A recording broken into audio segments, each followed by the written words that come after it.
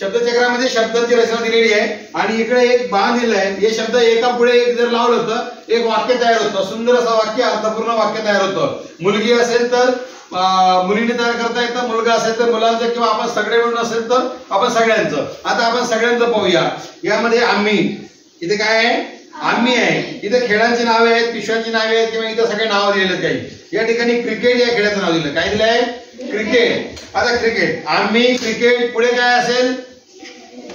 खेळतो. खेळतो हे क्रियापद आहे की नाही? असे क्रियापदांची सगळी रांग या ठिकाणी दिलेली आहे. या बाणाचा आपल्याला प्रत्येक ठिकाणी वापर करता येतं आणि हे सगळे वापरून आपल्याला अनेक वाक्य तयार करता येतात, आहे की नाही? मुलींनी मुलींच्या प्रमाणे, मुलांनी मुलांच्या प्रमाणे, सगळ्यांनी म्हणून सगळ्यांच्या प्रमाणे, आणि असे वाक्य आपल्याला तयार करून यामध्ये आपल्याला त्या वाक्याचा अर्थ किती चांगला आहे हे समजतं, आहे की नाही? किंवा एखादं वाक्य जुळलं, आहे की नाही? मीना आंबा खातो. जुळलं का? नाही, जुळलं नाही. आपण खातो म्हटलंय, मीना आंबा खाते, आहे की नाही? मग असं जुळत नाही. तेव्हा मग आपण यामध्ये क्रियापद कुठे आहे का शोधायचं आणि ते योग्य आणि असं अर्थपूर्ण, ज्याच्यामध्ये आपल्याला लिंगाचा, आहे की नाही, याचा पण वापर करता येतो, आहे की नाही?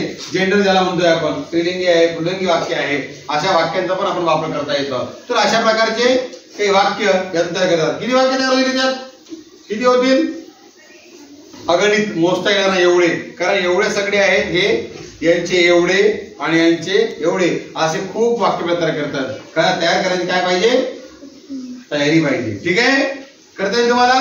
नक्की देऊ तुम्हाला एक एक. चला, ठीक आहे. कोण पुढे येतं? स्टॉप.